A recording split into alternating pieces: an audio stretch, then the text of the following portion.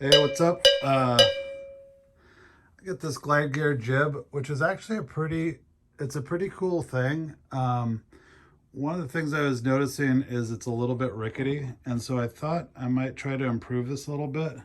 And I pulled out the original hardware here and put in some saddle washers from McMaster Car, and it's really tightened this up, and it's also made it to where you can variable the rigidity of the what, up or downer, I guess.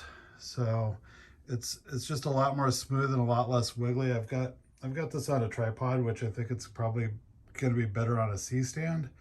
But yeah, I put these saddle washers top and bottom. I'll put the link to the saddle washers in the description there. But I did have to take them down a little bit. So I just set up this like little bandsaw rig and took about, I don't know, what is that? Probably 40, 50 thousandths off the bottom of it to get them to fit.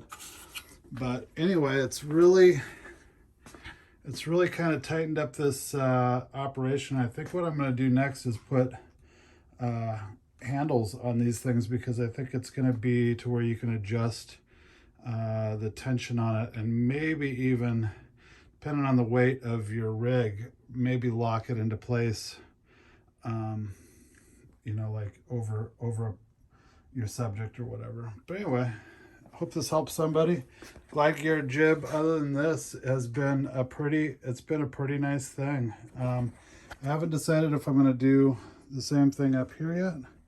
I might do that. I haven't decided, but in terms of getting over projects to shoot them, like trying to do like over the bench work and projects like that, it's been a real nice thing. I think ultimately a lot more flexible than just a regular boom arm, because when it's set up right, you can get it down into different positions a lot easier, I think, than going back and messing with the clamps on a boom arm. So anyway, hope this helps somebody. Saddle washers, link in the description.